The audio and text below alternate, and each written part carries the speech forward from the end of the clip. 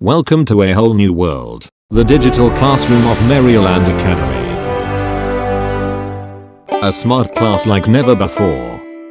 Easy learning, happy children, happy families. बकरी का बच्चा. A story on obedience.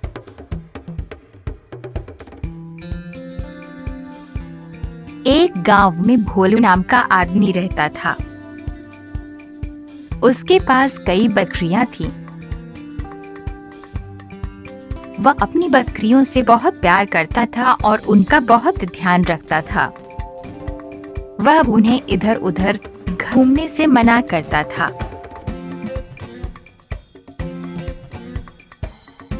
पर जब बकरियां बड़ी हो जाती तो उनमें से कुछ आसपास घूमने लगती. कई बकरियां हरी भरी घास के लालच में पास की पहाड़ी की तरफ चली जाती.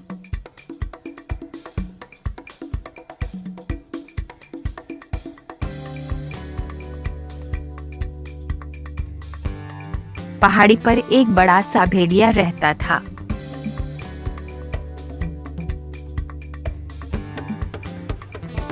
वह झाड़ियों में छिप कर रहता था.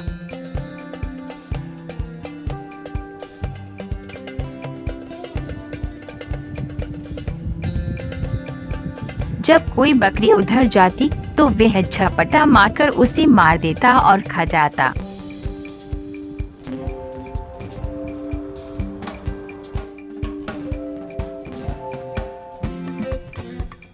इसी तरह भोलू की कई बकरियों को भेड़िया मारकर खा गया, जिस कारण भोलू बहुत उदास रहने लगा. एक बार फिर भोलू ने एक छोटी बकरी पाली. वह उसको बहुत प्यार करता था और उसका बहुत ध्यान रखता था. लेकिन जब बकरी बड़ी हुई तो वह भी आजाद होना चाहती थी.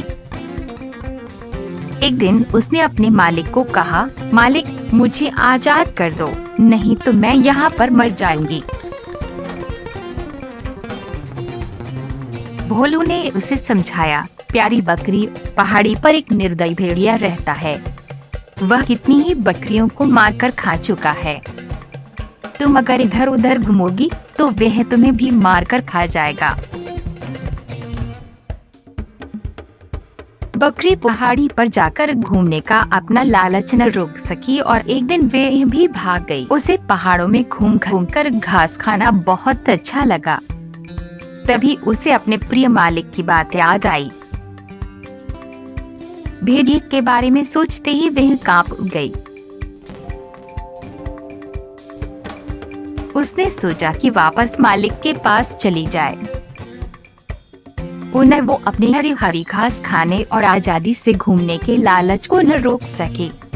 उसने दोबारा घास खाना शुरू कर दिया. कुछ समय के पश्चात उसने दूर से आती हुई भेड़िए के गुर्राने की आवाज सुनी. डर के कारण वह फिर कांप उठी. उसे अब हरी हरी घास खाना और आजादी से घूमना बिल्कुल अच्छा नहीं लग रहा था. उसने अपनी जान बचाने के लिए अपने आप को एक झाड़ी में छिपा लिया.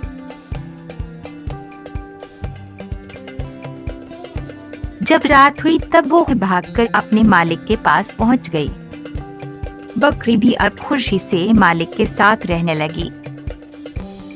उसने पहाड़ी पर जाकर हरी घास खाने और आजाद घूमने का विचार त्याग दिया.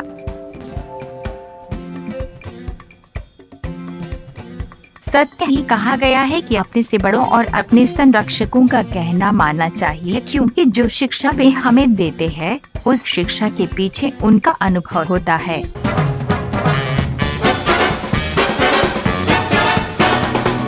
Make things happen. Take inspired action.